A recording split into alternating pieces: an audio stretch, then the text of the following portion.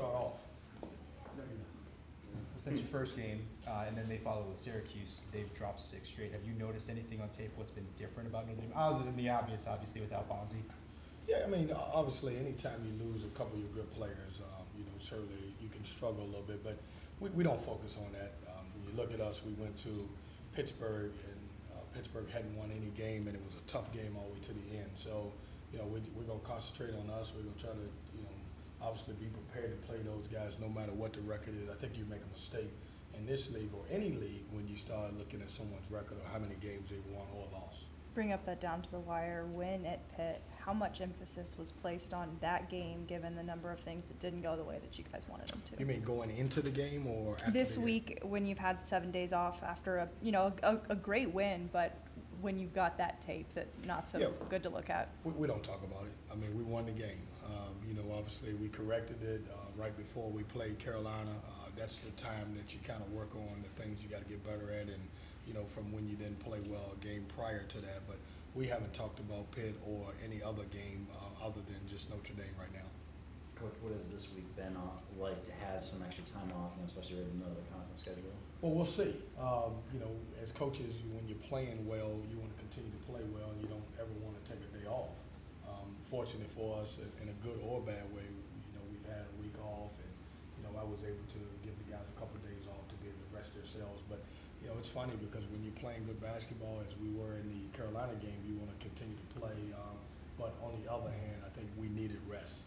Obviously playing so many Wednesday night games, especially at 9 o'clock. Markel, 37 assists the last 3 games.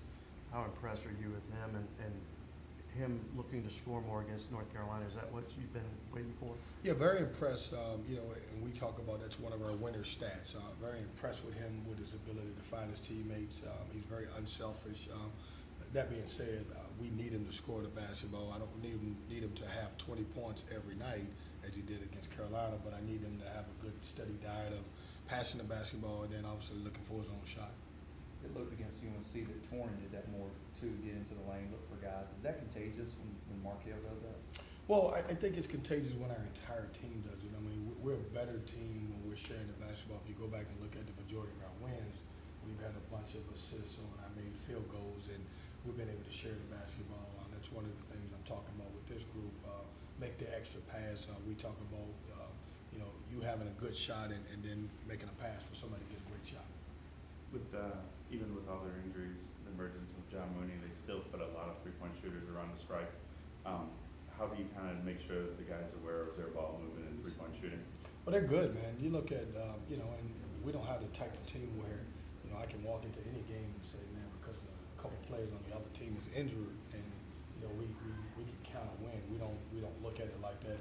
We've got a really good opponent in Notre Dame coming into our place on Saturday. Who's very dangerous. They can shoot the basketball. They defend well.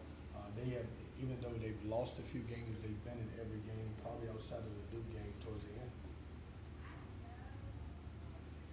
Anything else? Thanks, guys. Thanks.